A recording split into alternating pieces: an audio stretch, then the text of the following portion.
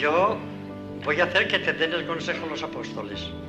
Ellos, que eran hombres como nosotros, se iban a la fuente y dicen: Adauge nobis fidem, aumentanos la fe, le decían a Jesús.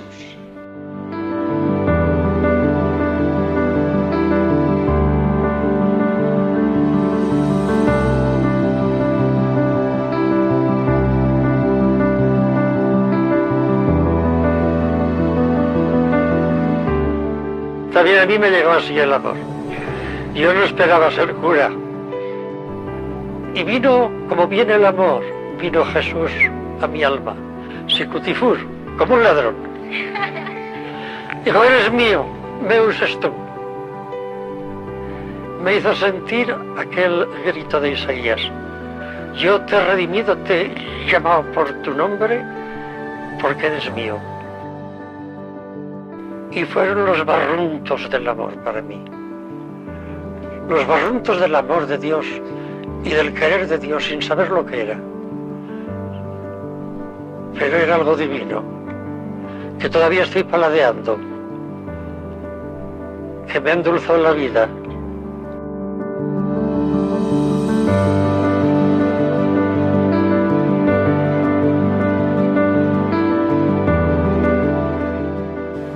Me da muy cómodo decir que no.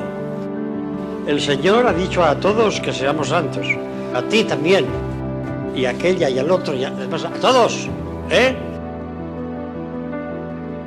Y dile a grandes gritos sin que se oiga: Señor, aumentanos la fe. Y te aumentará la fe.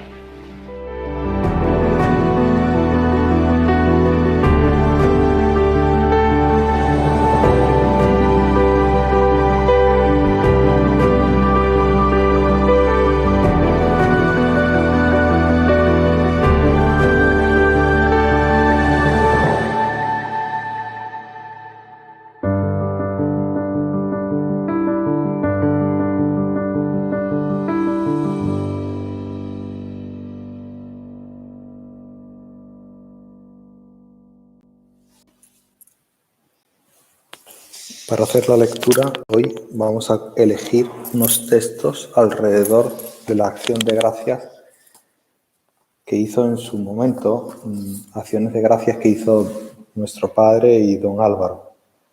Y voy a leer textos sueltos porque ya mismo podemos empezar a volver a comulgar y dejar las comuniones digitales para tener verdaderas comuniones con Jesús sacramentado. Por la transubstanciación, tú que eres la omnipotencia divina, te atas y te sometes a la pequeñez humana. Has querido que el sacerdote, actuando in persona Christi, te preste su voz, su voluntad y pronuncie estas palabras: esto es mi cuerpo, esta es mi sangre. Te has sujetado a la voluntad de los hombres y en ese momento sublime, cuando el sacerdote suba al altar, haces que sea el mismo Cristo, para convertir el pan en manjar divino,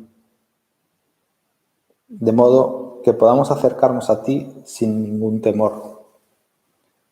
Queremos, Jesús, que permanezcas en nosotros y nosotros en ti, como nos has prometido. Nos alimentamos de tu cuerpo, al que están indefectiblemente unidas tu sangre, tu alma y tu divinidad. Abrirte de par en par las puertas de nuestro corazón, para que penetres y tomes posesión de toda nuestra vida. El único obstáculo para este encuentro será siempre el yo, la vanidad, la soberbia, la sensualidad, tantas cosas. Cada uno sabe las suyas y apenas conocemos un poco de nuestra miseria. ¿Cuánto tenemos que mejorar, Señor? Y sin embargo, tú con infinita paciencia nos esperas un día y otro para alimentarnos, para sostenernos a lo largo de la jornada con las mociones del Espíritu Santo, sugiriéndonos una pequeña mortificación, una jaculatoria, una sonrisa. Qué bueno eres con nosotros, Señor. Ante tanto derroche de tu gracia y de tu amor, hacemos el propósito de corresponder como hijos fieles hijos decididos a amar de veras con sacrificio, ya que el amor es como una medalla con el anverso y el reverso de las alegrías y de las penas, del gozo y del dolor. El cariño supone siempre, por definición, entrega, y solo eso deseamos, entregarnos totalmente a ti. Y si alguna vez pretendemos quedarnos con algo para nosotros, que es tuyo, porque nada nos pertenece, ayúdanos a humillarnos y así inundarás con tu gracia nuestras pobres almas, que son capaces de cargar con esa tremenda mancha del pecado tremenda, pero no indeleble, pues nos has dejado el sacramento de la penitencia. Señor, príncipe de la paz, alcánzanos que en todo instante resulte más intenso dentro de nuestras almas ese gaudium cum pace, que de ti procede y que premia nuestro deseo de lucha. Gaudium cum pace, alegría con paz. Aunque haya derrotas, concédenos la gracia de un constante recomenzar, tratando de acercarnos a tu amor. Entonces, pase lo que pase, qué alegría. Otórganos, Señor, la paz y el gozo de los buenos hijos de Dios, que brota, repito, como consecuencia de la guerra contra nosotros mismos y es prenda de la bienaventuranza sempiterna. Y para eso te suplico de nuevo, danos la humildad, que constituye la garantía de que tú actúas en nuestras almas, transformándonos en el mismo Cristo. A pesar de los obstáculos tontos que en tantas ocasiones ponemos a tu acción. Escúchanos, Señor. Virgen Santísima, Madre de Dios y Madre nuestra, ayúdanos tú a portarnos como dignos hijos de Dios y dignos hijos tuyos. Con cuánta frecuencia se le escapaba a San José María a lo largo del día mientras trabajaba, mientras hablaba un Madre, o Madre mía, o Madre nuestra. Ella es nuestra fortaleza. Le repito que le amo y después me lleno de vergüenza, porque ¿cómo puedo asegurar que le quiero si tantas veces le he ofendido? La reacción entonces no es pensar que miento, porque no es verdad. Continúo mi oración. Señor, te quiero desagraviar por lo que te he ofendido y por lo que te han ofendido todas las almas. Dios nos ha escogido antes de crear el mundo para que fuéramos santos en su presencia. Hijos míos, santos quiere decir cruz. El Señor nos quiere felices. Yo veo a mis hijos siempre alegres, con una alegría sobrenatural, con algo tan íntimo que es compatible con los dolores y con las contradicciones de esta vida nuestra en la tierra. Te pido perdón, Señor, por mis faltas de generosidad, por mi soberbia, por mi sensualidad, por mi amor propio. Te doy gracias porque tú conocías esas miserias mías desde antes de crearme y sin embargo me escogiste y me sigues eligiendo cada día. Esta elección que hiciste de mí, una vez para siempre, la vas confirmando, resellándola con un aumento de gracias. ¿Qué puedo hacer sino alabarte más, llenarme de mayor confianza, de una esperanza más fuerte, porque tú, que conoces mis flaquezas, a pesar de mis flaquezas, quizá precisamente por esas flaquezas, me has llamado. A un pobre hombre le haces apóstol tuyo. Gracias, Señor. El mundo está esperando su redención. A la vez, tú quieres estar al lado, muy cerca de todos los hombres, y sin embargo vemos que los hombres te rechazan. Así sucede en todas partes. Dios en nuestra civilización del bienestar es algo molesto, que estorba, que da fastidio porque es exigente. Se le pone entre paréntesis y se le acaba olvidando. Que se están olvidando de ti, Dios mío. Nosotros no nos olvidamos de ti, pero mucha gente te pone entre paréntesis para no tener que nombrarte. Te olvidan, Señor. Mientras tú, de alguna manera que no podemos entender, sigues muriendo por todos. Leemos en la epístola a los hebreos que los que te ofenden vuelven a crucificarte. Es esta la situación del mundo que se aparta de ti, que te odia, que te crucifica de nuevo, y nosotros, que sin ningún mérito de nuestra parte hemos sido llamados por ti, ¿qué hacemos? Señor, de ahora en adelante te seremos fieles. Yo quiero serte fiel. Acuda a tu madre, que es madre nuestra. Ella nos ayudará. Madre, acabamos de recibir a tu Hijo. Nuestra alma está luminosa, transformada por la presencia de Jesús. Haz que no lo echemos nunca. Haz que seamos siempre fieles. Ayúdanos, Madre nuestra, ayúdanos. El mundo no te conoce, Señor.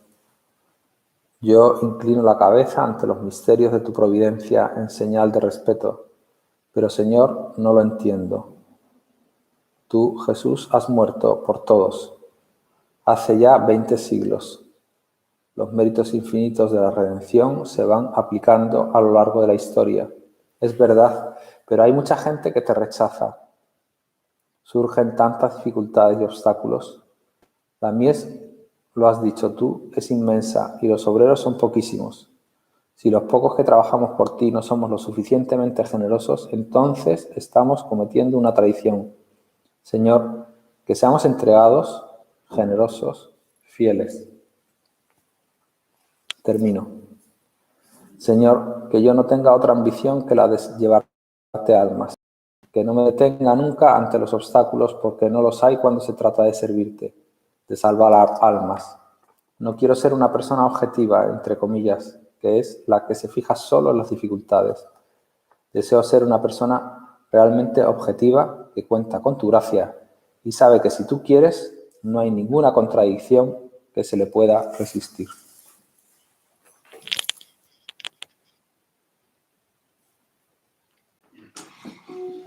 Dios te salve María, llena eres de gracia, el Señor es contigo, bendita tú eres entre todas las mujeres y bendito es el fruto de tu vientre Jesús. Santa María, Madre de Dios, ruega por nosotros pecadores, ahora y en la hora de nuestra muerte. Amén. San Gabriel, ruega por nosotros. San Pablo, ruega por nosotros.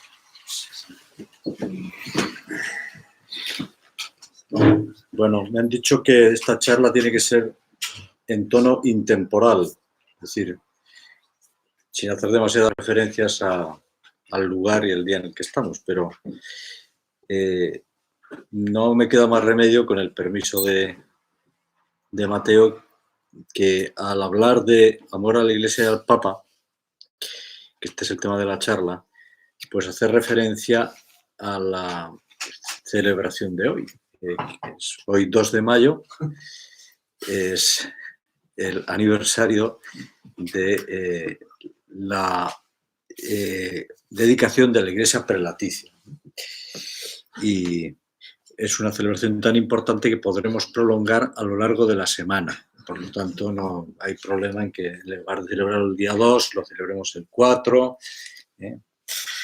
Bien, y con ese motivo, pues creo que es muy interesante, tiene mucho sentido hablar de amor al Papa, porque el Opus Dei forma parte de la Iglesia Católica y existe por y para la Iglesia Católica. Sin esa referencia no tiene ningún sentido, ¿no? Como veremos, ¿no? San José María, durante los años 60, 70, y después esto se ha publicado en un volumen, vamos, un pequeño libro que se llama Amor a la Iglesia, pues escribió 3 homilías, que es como una especie de tríada, ¿no?, de homilías, sobre el amor a la Iglesia, al Papa y al sacerdocio, que yo creo que viene muy bien también que con este motivo, pues, bueno, pues echamos un vistazo, ¿no? Una es pues el fin sobrenatural de la Iglesia, otra es lealtad a la Iglesia y luego una tercera, que esta ya la he consultado menos, sacerdotes para la eternidad. Hay expone pues San José María todo su pensamiento y su vida sobre el amor a la Iglesia y al Papa. El amor a la Iglesia y al Papa no es más que, iba a decir, una consecuencia. Yo creo que es lo mismo que el amar a Dios. No podemos amar a Dios si no amamos a la Iglesia. Pero sí es un índice de nuestro amor a Dios, ¿no? Un presupuesto de nuestro amor a Dios, amor a la Iglesia. No podemos separarlos. Lo decía San Agustín. Nadie puede tener a Dios por padre si no tiene a la Iglesia por madre. Y la obra no es más que una partecica de la Iglesia. Para mí es la mejor explicación de lo que es el Opus Dei. Una parte de la Iglesia, ahí está todo: solteros, casados, viudos, sacerdotes, sanos, enfermos, listos, ignorantes, todo. Cogemos la Iglesia en su conjunto y una parte es el Opus Dei. Y estamos en el Opus Dei pues para servir a la Iglesia. Decía San José María, la única ambición, el único deseo del Opus Dei y de cada uno es servir a la Iglesia como ella quiere ser servida, dentro de nuestra vocación específica. Servir a la Iglesia como ella desea ser servida. No como nos gustaría a nosotros o como nos parece oportuno o interesante en un momento determinado, sino como ella quiere ser servida. Hay multitud de ejemplos, no me voy a detener más que en algunos, en que nuestro Padre pues vivió este servicio a la Iglesia, prescindiendo de sus deseos personales, de sus ambiciones personales, sus deseos legítimos, de sus proyectos personales para, ante un gesto mínimo, decía, del Papa de la Iglesia, una simple, como diría José Ramón de Olareo, un simple golpe de ceja del Papa, pues hacer ir de cabeza aquello que nos pida. Hay, me parece a mí, dos momentos singulares en la biografía de nuestro Padre, de San José María, en que este desprendimiento del propio yo, incluso de la obra, ¿no?, para servir a Dios y a la Iglesia, se puso de manifiesto de una manera ciertamente extraordinaria, ¿no? Todos los que, quizá algunos no lo recordéis, otros seguro que sí, ¿no? Son dos momentos de prueba dolorosísima. Uno fue el 24 de junio de 1933, Perpetuo Socorro, en Madrid, en la calle Manuel Silvela, y otra fue en la granja de San Ildefonso, si no me equivoco, en septiembre del año 1940. Describe Vázquez de Prada en esa prueba cruel del año 33, recoge las palabras que nuestro Padre debió escribir en una de sus catalinas. A solas, decía, en una tribuna de esta iglesia del Perpetuo Socorro, trataba de hacer oración ante el Jesús sacramentado expuesto en la custodia, cuando por un instante, y sin llegar a concretarse razón alguna, no las hay, vino a mi consideración este pensamiento amarguísimo. Y si todo es mentira, ilusión tuya, y pierdes el tiempo, y lo que es peor, lo haces perder a tantos, fue una cosa de segundos, pero ¿cómo se padece? Entonces hablé a Jesús diciéndole: Señor, no a la letra, si la obra no es tuya, desbarátala ahora mismo en este momento, de manera que yo lo sepa. La obra para servir a Dios, para servir a la Iglesia. Y de una manera más explícita lo he encontrado aquí en una página web de El Torreón, todos saben, de Segovia, que tiene página web, que se llama eltorreón.org. Pues recoge el suceso de la granja. Nuestro padre había ido unos días, por indicación de don Álvaro, a descansar a este pueblo serrano, y allí celebró misa pues en la colegiada. Y dice así: hoy ofrecí el santo sacrificio y todo lo del día por el soberano pontífice, por su persona e intenciones. Por cierto que luego de la consagración sentí un impulso interior, segurísimo a la vez de que la obra ha de ser muy amada por el Papa, de hacer algo que me ha costado lágrimas, y con lágrimas que me quemaba la injusticia. La injusticia ya imaginas cuál es. Sé que lo agradé. ¿Cómo me iba a negar a hacer este acto de unión con su voluntad si me lo pedía? Ya otra vez, en 1933 o 34, costándome lo que él sabe, hice otro tanto.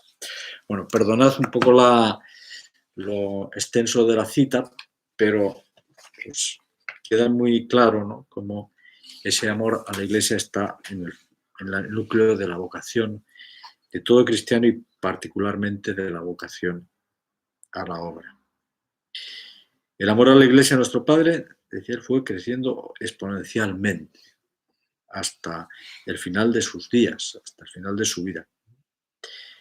Entonces también recordamos cómo nos contaba el beato Álvaro en la carta que nos escribió con motivo de la marcha al cielo de San José María, cómo unos días antes de ese 26 de junio del 74, San José María tuvo ocasión de saludar un momento al que entonces era el médico de Pablo VI. Y no sé si le preguntó algo, simplemente, o le dijo, bueno, que sepa el Santo Padre, pues que voy a salir unos días fuera, pero dígale, por favor, déjele el siguiente recado, y es que ahora mismo actualizo, renuevo el ofrecimiento de mi vida por la Iglesia y por el Papa, hasta el momento final, hasta el último momento. San José María sentía con la Iglesia y sufría con la Iglesia. Digo todo esto porque es nuestro modelo, al que tratamos pues de seguir, ¿no? En el libro que se escribió, pues recoge también unas palabras suyas del año 72. Me da pena la Iglesia, me dan pena las almas. Muchas veces acabo el día fatigado por el esfuerzo de rezar continuamente. Siempre pidiendo, con la confianza de que el Señor tiene que escucharme. Pues seguir pidiendo mucho por la Iglesia, pedir siempre y sentirla como lo que es nuestra madre, algo nuestro, ¿no? También San José María procuraba, pues cuando había ocasión, aliviar al Papa del peso y las preocupaciones por la Iglesia. A que ese amor al Papa, ese amor a la Iglesia, es un amor teologal, es un amor que está directamente afincado en la virtud de la fe, pero también que tiene esa parte humana, ¿no? Como todo, porque no tenemos más que un corazón para querer. Yo traía aquí también dos anécdotas. Bien, pues en una ocasión, pues hacia los años 60, un grupo de hijas suyas, pues con más personas que trabajaban en una labor apostólica, pues fueron recibidas en audiencia por el Papa Pablo VI. Y lógicamente, pues antes se lo contaron a San José María. ¿Y qué consejo les dio? Pues que le hicieran pasar un rato agradable, que el Papa supiera que le queremos. Bueno, y también, pues todos recordáis, pues algunos incluso tendréis la suerte de estar allí, ¿no? Las tertulias en el Cortile de San Dámaso durante la convivencia del UNIF, como bueno, eso ha pasado ahora ha quedado en los anales de la historia en cuanto a demostración del buen humor del Papa San Juan Pablo II, ¿no? Hacer pasar un rato agradable del Papa, pero sobre todo hacerle ver que rezamos por él, Nuestro Padre también al final de sus días nos dejaba este consejo, que cuando lleguéis a viejos y yo ya haya rendido cuentas a Dios, vosotros diréis a vuestros hermanos cómo el Padre amaba al Papa con toda su alma, con todas sus fuerzas. Pues es fácil transmitirlo, pero tenemos que transmitirlo como todo con nuestro ejemplo, ¿no? Amor a la Iglesia. sentir con la Iglesia, sufrir con la Iglesia, amar con la Iglesia. ¿Por qué? Pues porque la Iglesia nos entrega a Cristo, nos lo entrega cada día. Sin la Eucaristía no existiría la Iglesia, dice, si no me equivoco, el Concilio Vaticano II, y lo recoge el Catecismo. Nuestro amor a la Iglesia no se queda pues en la estructura, en lo externo, ni tampoco, por bueno que sea, pues en la tradición, por importante que sea, insisto, una simple adhesión o identificación con una doctrina. Nuestro amor a la Iglesia es amor a Cristo, y nuestro amor a la Iglesia nos lleva a darnos cuenta que somos miembros de ese cuerpo, no la vemos desde fuera, no la analizamos como algo, como una estructura, una realidad que está ahí fuera, que nos puede resultar pues, todo lo cercana que sea, sino como algo que le sucede a nuestra madre, a nuestro padre, a nuestra familia, ¿no?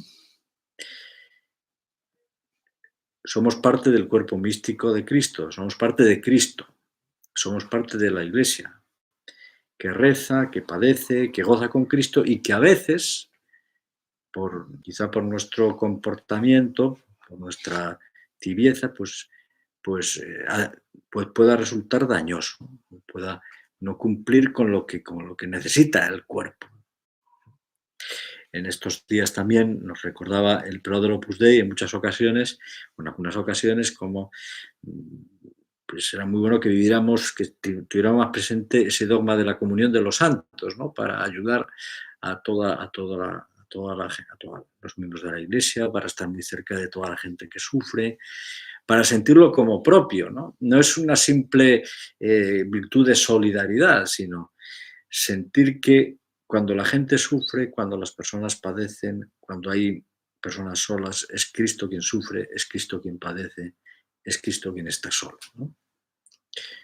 Dice Forja, en el número 632, olvídate de ti mismo, que tu ambición sea la de no vivir más que para tus hermanos, para las almas, para la Iglesia, en una palabra, para Dios. El Papa Francisco pues también nos concreta cómo tiene que ser o cómo puede ser ese amor nuestro a la Iglesia. El amor sin límites, dice. Sin esto la Iglesia no va adelante, la Iglesia no respira. Sin el amor no crece, se transforma en una institución vacía, de apariencias, de gestos sin fecundidad. Ir a su cuerpo. Jesús nos dice cómo debemos amar hasta el final. Sin el amor la Iglesia no crece y con el amor la Iglesia crece. Claro, ese es el abono, ¿eh? La buena tierra en la que la Iglesia va creciendo. Pero también estos días, esta temporada en que la Iglesia crece o debe crecer para adentro, pues, vemos como más claro la necesidad de poner más amor en todo para ayudar a la Iglesia.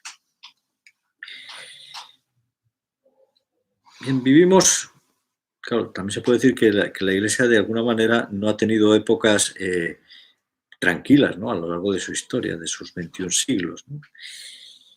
Pero sí se puede decir que en los últimos 50, 60 años, después del concilio, antes del Concilio Vaticano II, y esto dura todavía, ¿no? Pues la Iglesia pasa por una situación dura, ¿no? Dura. Que decía San José María que se estaban produciendo en esa túnica, que es la túnica de Cristo, esa túnica inconsútil de la Iglesia, rasgones. Se estaba rasgando, ¿no? Ese ataque a los sacramentos, al sacerdocio, a la fe, ¿no? Bien, quizás esta crisis de la Iglesia, más que crisis de la Iglesia, crisis de sus miembros, pues también en estos últimos años ha tenido más virulencia, más actualidad, pues por todo esto, situaciones que han salido a la luz pública, abundantes, de defectos, de miserias de miembros de la Iglesia. De esto también trataba San José María en estas homilías de esos años 60 y 70, hablando de cuál debe ser nuestra actitud ante esas debilidades, ante esas miserias o esos pecados que podemos observar en miembros de la Iglesia. Bueno, primero darnos cuenta de que nosotros tenemos los mismos, ¿eh? Y después rezar por ellos, ¿no? Él hablaba también en esa catequesis que hizo a partir de los años 70, como si los sacerdotes, las personas que tienen autoridad dentro de la Iglesia no son santas, no son todos los santas que cabe esperar, la culpa es nuestra, porque no rezamos por ellos. No lo veía nunca como algo el que ante la presencia de defectos y de miserias en cualquiera de los miembros de la Iglesia sintiese disminuida su fe en la Iglesia y en Cristo. No está gobernada ni por Pedro, ni por Juan, ni por Pablo, está gobernada por el Espíritu Santo. Y lógicamente aparecen miserias, vacilaciones, traiciones, pero ahí no se agota la Iglesia, se confunde con esas conductas equivocadas. Bien, en ese caso rezar mucho y desagraviar, ¿no? También empleaba San José María esa pues, haciendo alusión a un episodio, creo que es del Éxodo, ¿no? O del Génesis, cuando Noé, el del arca, pues en un momento de debilidad, pues bueno, no sé si en un momento de debilidad o porque el hombre tenía inclinación al vinate, ¿no? Pues todo podía ser, claro, no pasa nada, ¿no? Siempre y cuando no se confiese y ponga los medios, ¿no? Pero bueno, se ve que Noé pues pilló una cogorza considerable. ¿Y qué hicieron sus hijos? Pues los hijos de Noé pues le cubrieron con una capa, ¿no? Cubrieron con una capa para que durmiera sin dar mucha guerra, ¿no? Pues durmiera esa cogorza, ¿no? Eso no quiere decir que uno deba cubrir las miserias, ¿no? Yo cuando leí hace un tiempo, pues a propósito de esto el tema de los abusos, que alguien decía, ¿no? Y me pareció muy, muy acertado, que la Iglesia no teme la verdad, sino que lo que teme es el pecado. Eso es lo que hemos de temer, que se conozcan estas cosas, que nos lleve a desagraviar, pero lo que nos debe preocupar es el pecado, ¿no? Bien. Si la Iglesia a lo largo de estos 21 siglos no se ha venido abajo, a pesar de que gente se ha empeñado, e incluso pues ha habido tanta gente arriba de la Iglesia, papas, obispos, pues es porque esto lo sostiene algo distinto que la acción humana, lo sostiene Dios. Estos tiempos de confusionismo nosotros hemos de reaccionar pues procurando ser, como también nuestro Padre San José María nos enseñó, siendo hijos leales de la Iglesia, y poniendo medios para ahogar el mal en abundancia de ello. En esa carta tan conocida del año 1974, bueno, para los que ya está publicada en algunos sitios, una carta que San José María dirige a sus hijos del Opus Dei en febrero del año 1974, que él llamaba la segunda o la tercera campanada, ¿no? Y les decía, describía ese panorama, un panorama ciertamente complicado, en algunos aspectos desolador, ¿no? Y nos decía, hijos míos, inactivos no vamos a quedarnos. Cada uno debe considerarse personalmente comprometido a responder con generosa fidelidad a la vocación recibida. Hay que pelear y resistir, hijos. No cabe más solución que ir contracorriente ayudándonos a mantenernos firmes. Este consejo sirve para ahora, sirve para siempre. Inactivos no vamos a quedarnos. Pues quedarnos ahí, pues a lo mejor en la crítica o quedarnos un poco en la tristeza, ¿no? ¿Qué vamos a hacer? ¿Qué vamos a hacer? También se hacía esa pregunta San José María en esa carta, ¿no? Hijos míos, tú y yo, ¿qué vamos a hacer?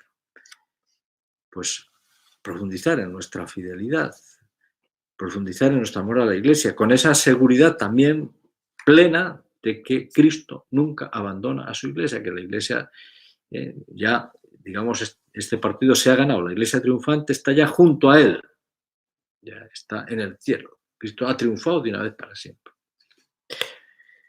Acabo, bueno, con algunas preguntas, por si nos ayuda en nuestro examen, para medir nuestro amor a la Iglesia y cómo mejorar, que hacía el beato Álvaro hace algunos años y que reprodujo en una me parece que es una carta. ¿Cómo es mi amor a la Iglesia? ¿Sufro y me gozo con ella ante sus dolores y sus alegrías?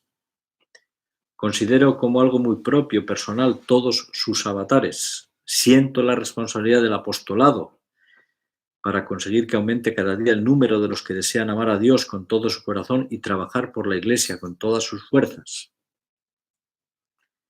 Nosotros también, hago un paréntesis, en la primera carta que nos escribió, si no recuerdo mal, el actual prelado de la obra, pues nos hablaba también como uno de los objetivos, después del congreso que se celebró con motivo de la elección del padre, uno de los objetivos para los próximos años es pues, hacer más fuerte nuestra colaboración con otras instituciones de la Iglesia.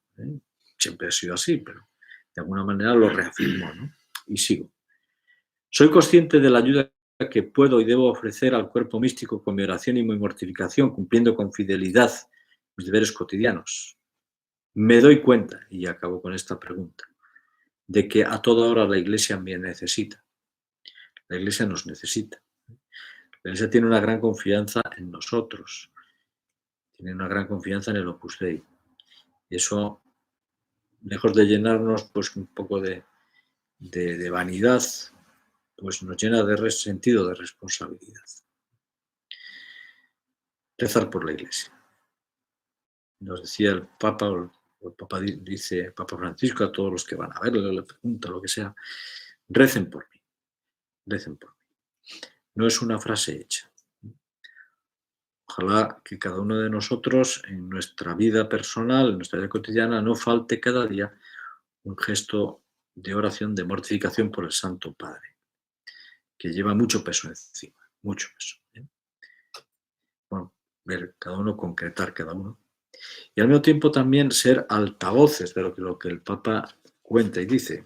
Yo creo que es particularmente importante el ir a las fuentes de lo que el Papa dice, a los textos originales, no a lo que dicen los periódicos, sino, como hemos hecho siempre, ir a la fuente original para transmitir limpia, sin aderezos ajenos a la palabra del Papa, lo que el Papa dice, y procurar transmitirlo. Para eso, conocerlo, un poco como conclusión de esta charla, pues rezar más por el Papa y por la Iglesia y pues leer, conocer y asimilar para transmitir bien, en su genuidad, transmitir pues lo que el Papa dice.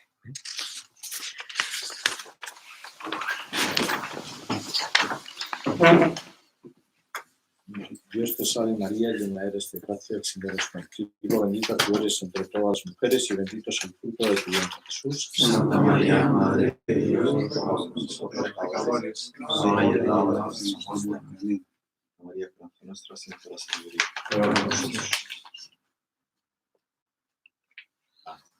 ¿Alguien quiere decir? Por la señal de la Santa Cruz de nuestros enemigos, líbranos, Señor, Dios nuestro. En el nombre del Padre, del Hijo, del Espíritu Santo. Amén. Señor mío y Dios mío, creo firmemente que estás aquí, que me ves, que me oyes. Te adoro con profunda reverencia. Te pido perdón de mis pecados y gracia para hacer con fruto este rato de oración. Madre mía Inmaculada, San José, mi Padre y Señor, Ángel de mi guarda, interceded por mí. Estamos en este retiro del mes de mayo y el tema parece obligado, que es mes de mayo, mes de la Virgen, mes también de las romerías. Pero podríamos preguntarnos, ya que el Padre, nuestro Padre siempre, nos hablaba de que tenemos que aprender del Evangelio, que abramos el Evangelio para aprender cómo nos tenemos que comportar, siguiendo el ejemplo de, sobre todo, Jesucristo, de la Virgen, de las personas que aparecen en el Evangelio. Y nos podríamos preguntar un poco con buen humor, pero con seriedad también, ¿quién fue la primera persona que hizo una romería a la Virgen María y que esté en el Evangelio? Posiblemente todos hemos pensado en el ángel San Gabriel. Lo manda Dios, iría encantado, porque el Señor se lo ha dicho y por el mensaje que tiene que decirle a la Virgen María. Está aquí en el Evangelio de San Lucas, ¿no? No temas, María. Dios te salve, llena de gracia, el Señor es contigo. Se turbó y el ángel le dice: no temas, María, porque has hallado gracia delante de Dios. Concebirá en tu seno y darás a luz un hijo. Claro, nosotros nos podemos preguntar, qué estupendo el ángel Gabriel, que va con un objetivo muy específico a tratar a la Virgen. Nosotros no podemos darle la misma alegría, comunicarle que va a tener al Hijo de Dios en su seno. Eso ya ocurrió, la Virgen lo sabe. Nosotros lo que podemos hacer es ir a recordárselo, a celebrarlo. Podemos ir con alegría a recordar aquellos momentos y con ellas pues alegrarnos de que en toda la Iglesia, en todo el mundo, todos los hombres, de todas las épocas, nos hemos beneficiado de aquella visita del ángel San Gabriel. Pero sí tenemos que aprender del ángel San Gabriel la reverencia, el respeto con que se planta delante de la Virgen María. No se dice expresamente en el Evangelio, pero tantos pintores, tantos autores han pintado al ángel Gabriel haciendo una reverencia profunda a la Madre de Dios. Todavía no es la Madre de Dios, se lo va a anunciar. Cuando la Virgen diga que sí, pues ya es la Madre de Dios. Por tanto, con una gran satisfacción, pero con un gran respeto, en una gran reverencia, el ángel Gabriel se dirige a la Virgen María.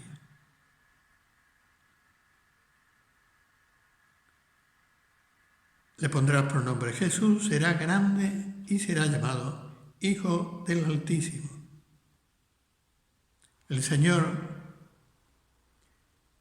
Dios le dará el trono de David, su padre. Reinará eternamente sobre la casa de Jacob y su reino no tendrá fin. Es el reino eterno que Dios había prometido a través de los profetas y últimamente se lo había prometido al rey David. Va a tener una descendencia que se va a continuar a lo largo del tiempo, a lo largo de los siglos. La Virgen, lógicamente, se pregunta cómo será esto. El ángel Gabriel le responde. Bueno, conocemos la escena. Nosotros nos quedamos simplemente con este ejemplo del ángel Gabriel. ¿Qué es lo que podemos hacer los hombres para dignificar a otra persona? Llamarla por teléfono, escribirle una carta. Cuando hay algo importante y cuando realmente queremos a una persona, si podemos, viajamos si hace falta y vamos a verla personalmente, cara a cara. Es el modo más digno de dirigirnos a una persona. Y si esa persona es la Madre de Dios, pues tendremos que hacer una reverencia muy grande.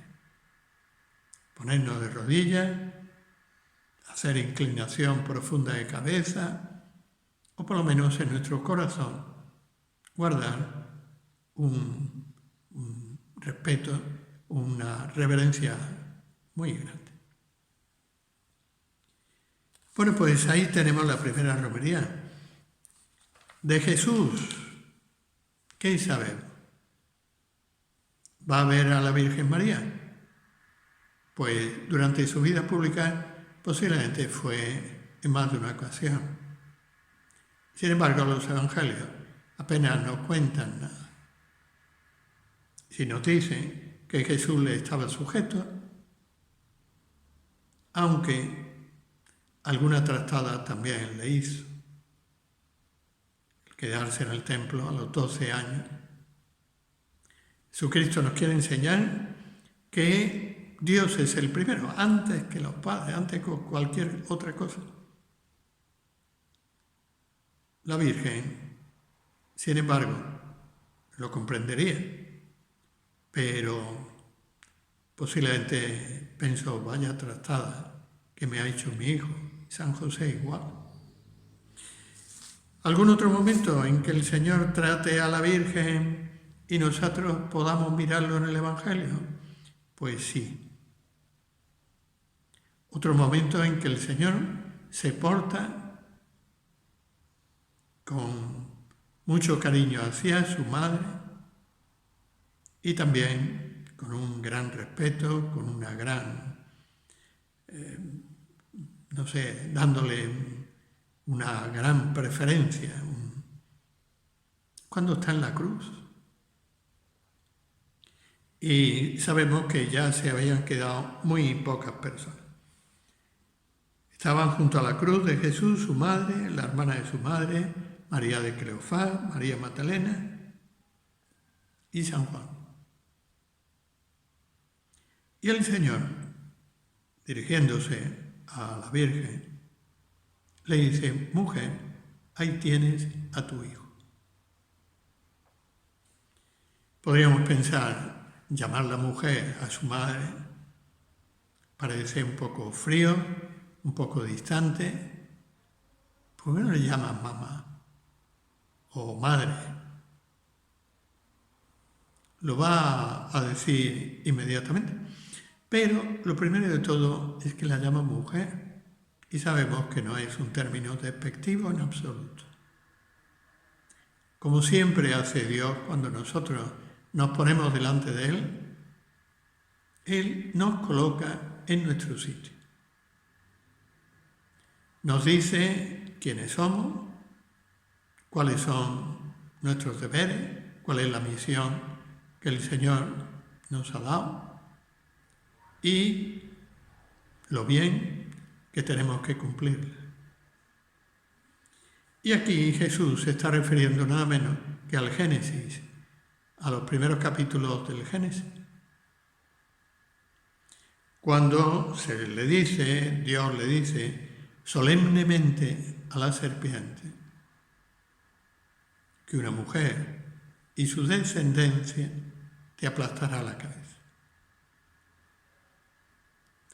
Jesucristo en la cruz está a punto de aplastar la cabeza del demonio, porque Jesús nos enseña a saber perder, pero sin embargo tener un deseo tremendo de ganar. Hoy día se llevan un poquito de moda, se habla algunas veces de esos juegos en los que son de entretenimiento, simplemente para pasar el rato. Pues somos muchos los que no entendemos ese tipo de juegos. Los juegos buenos, los grandes partidos de todo, de fútbol, de tenis, de lo que sea, las batallas incluso, son aquellas en las que los dos contendientes quieren ganar. Entonces, lo emocionante es ver cómo se esfuerzan en vencer. Jesucristo se esfuerza. Lo único que pasa es que para ganar sabemos que también hay momentos en que no se puede ganar siempre y se pierde. Y hay que saber perder. Y hay que saber pues remontarse, no perder la esperanza de ganar. Y eso es lo que Jesucristo nos enseña. Parece que pierde en la cruz y sin embargo está ganando la batalla. Pues a su madre le llama mujer porque está asociada a su victoria. La mujer y su descendencia aplastará la cabeza. Más importante la descendencia. Pero ya que el Señor está a punto de aplastar la cabeza, le recuerda a su madre que ella es la mujer anunciada en el Génesis. Y le señala una misión como mujer. Mujer, ahí tienes a tu hijo. Y ahora sí, le dice a San Juan, hijo, ahí tienes a tu madre. Con lo cual, Jesucristo nombra como madre de todos nosotros, madre suya. Pero sabemos que el Señor también hace esa distinción. Lo que se refiere a Él es el Hijo de Dios. Nosotros somos hijos suyos, hijos de Dios también, hermanos suyos, pero no somos hijos de Dios como Él lo es. Voy al Padre y vuestro Padre, dice en otro momento antes. Y ahora, pues cuando llama a su madre, madre, la nombra como madre del Hijo. Podía haber dicho, te entrego a mi madre, que ahora será tu madre. Bueno, el Señor dijo eso y nosotros lo podemos entender y procuramos entenderlo muy bien. Bueno, pues ahí tenemos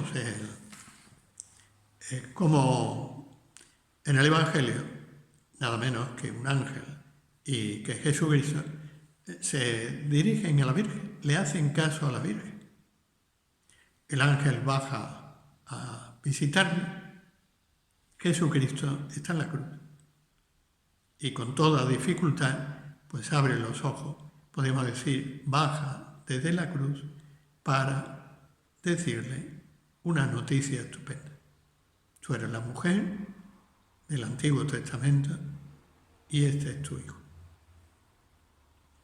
Bueno, pues todos nosotros estamos hechos desde entonces hijos de la Virgen María. Algo verdaderamente maravilloso, ¿no?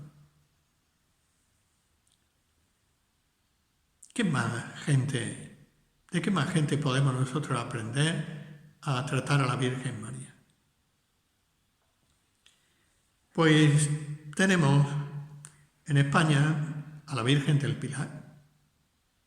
El apóstol Santiago desesperado con nosotros. Se había paseado por toda España, nada.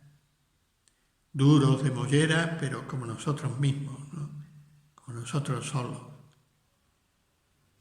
Y un poco desanimado, se ve que acude a la Virgen porque la Virgen va a consolarlo y le deja ese recuerdo estupendo que es el pilar. Una imagen colocada encima de un pilar. Algo sencillo, algo... Luego se ha procurado que el santuario en el que esté pues sea más grandioso, más rico, pero en sí, la imagen, la piedra, sencillísima. Bueno, pues ahí tenemos el ejemplo del apóstol Santiago. ¿Algún ejemplo más? Pues nosotros, yo os invitaría, habiendo leído, algunos de vosotros por lo menos, la biografía de San José María, que recordásemos la cantidad de veces que visitó a la Virgen del Pilar. Ya de pequeño, con sus padres, había ido de romería a Torre-Ciudad.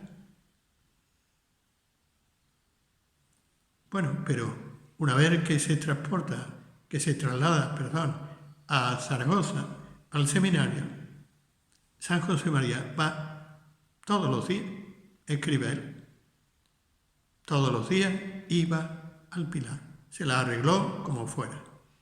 Era seminarista, pero mire usted por dónde, lo nombran pues encargado de un grupo de seminaristas y por tanto está más libre. Y se puede escapar, sin permiso de nadie, al Pilar a saludar a la Virgen María. ¿Por qué tiene que ir tantas veces? Porque el Señor le ha hecho un encargo. Bueno, todavía no le ha hecho un encargo. El Señor simplemente lo ha llamado. El Padre ha entendido que lo llamaba al sacerdocio, pero la verdad es que tiene absoluta oscuridad sobre si tiene que ser sacerdote, qué tiene que hacer como sacerdote.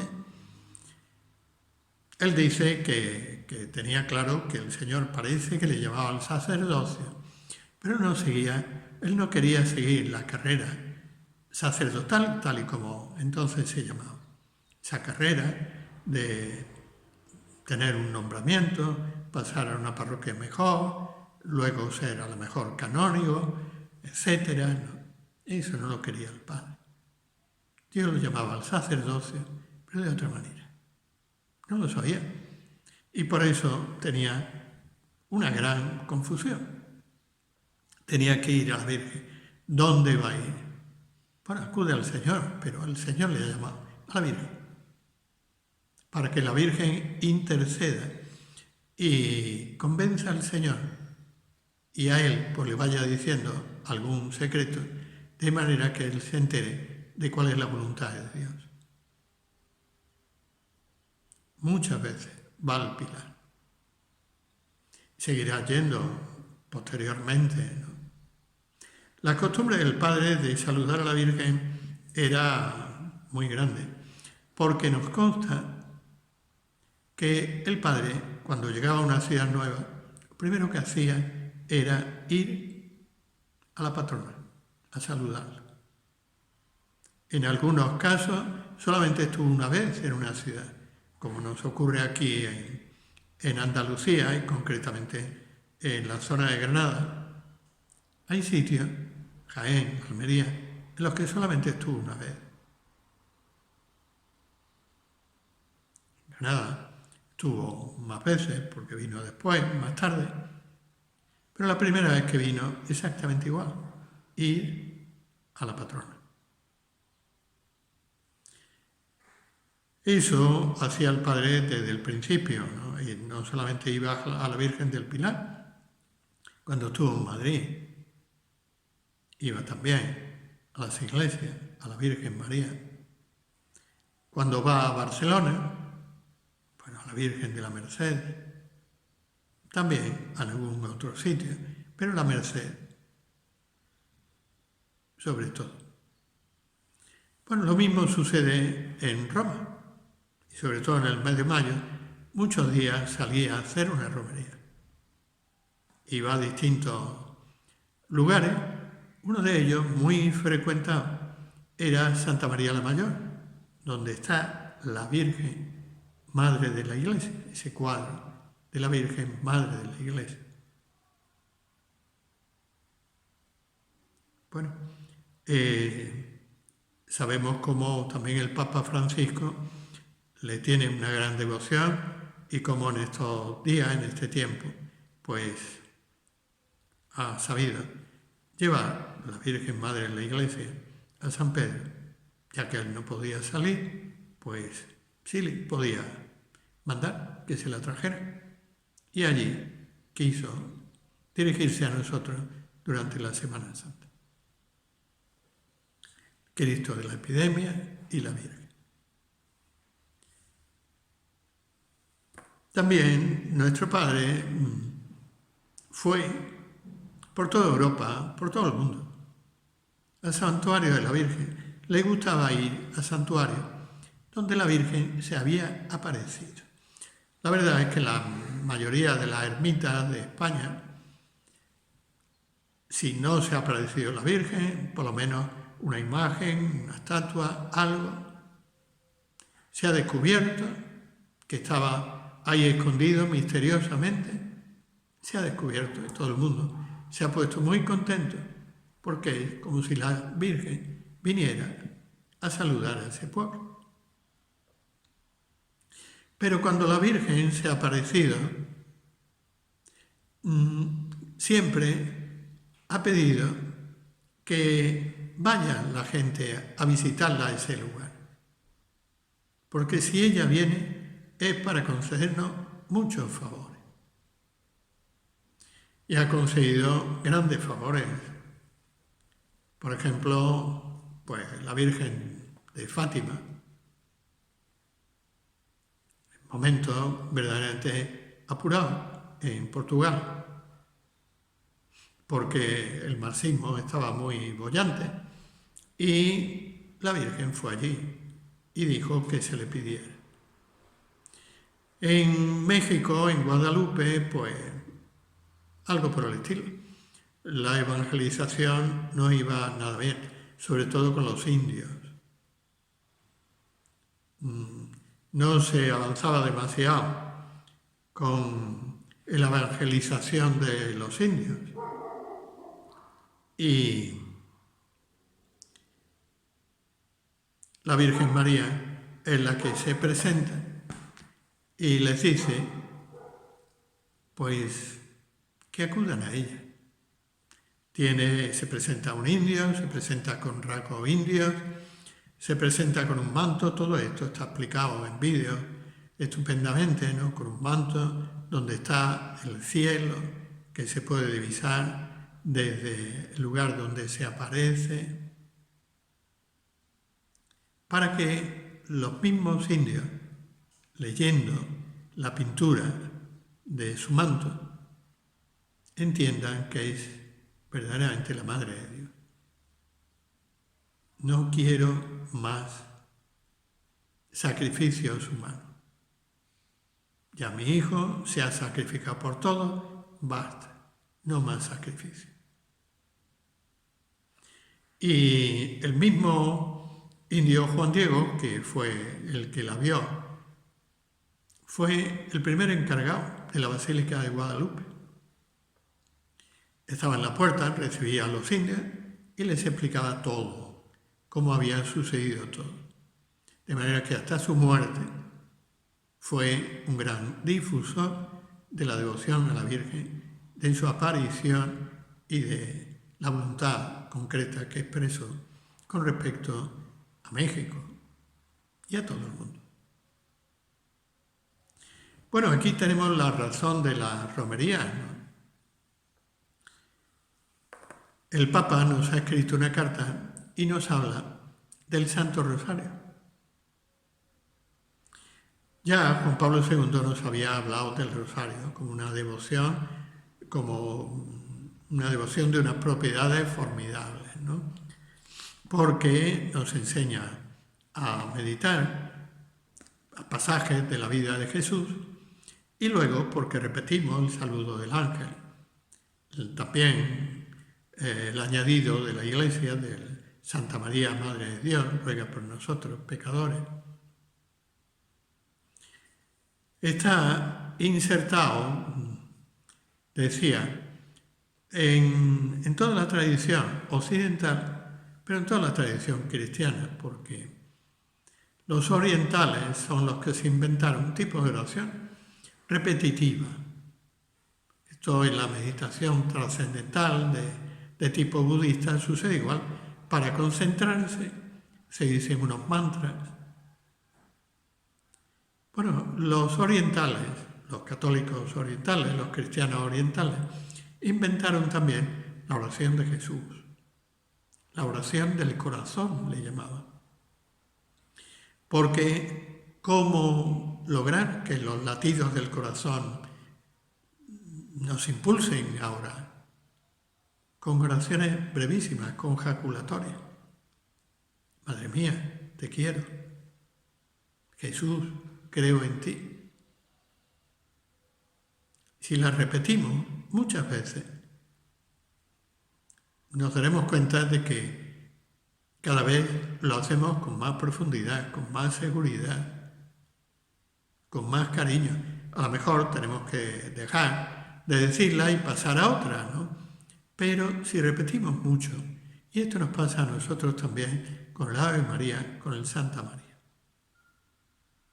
Tenemos que pedirle al ángel de la guarda, le tenemos que pedir a la Virgen que nos ayude a dirigirnos a ella con mucha devoción.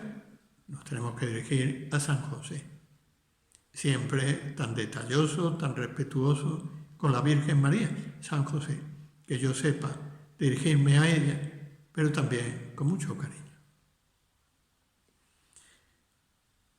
El Padre pues nos ha enviado también una carta hablándonos de la romería, del rezo del Santo Rosario. Y nos sugiere algo que es muy interesante, y es que ya que estamos en tiempo de pandemia y no podemos hacer muchas salidas, que utilicemos Internet para conectarnos con santuarios marianos, incluso para conectarnos con familiares, con amigos, y hacer una romería.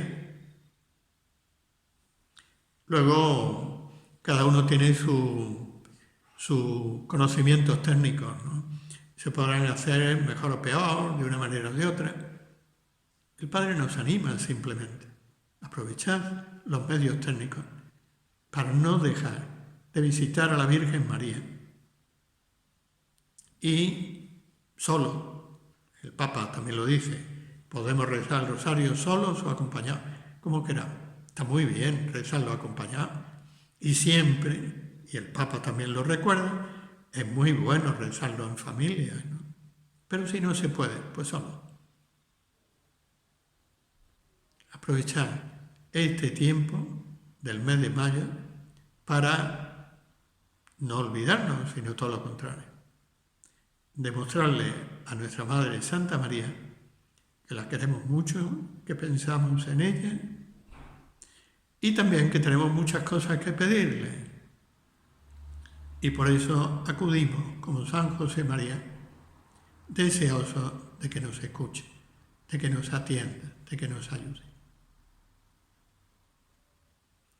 Te doy gracias, Dios mío, por los buenos propósitos, afectos e inspiraciones que me has comunicado en esta meditación. Te pido ayuda para ponerlos por obra. Madre mía Inmaculada, San José, mi Padre y Señor, Ángel de mi guarda, interceded por mí.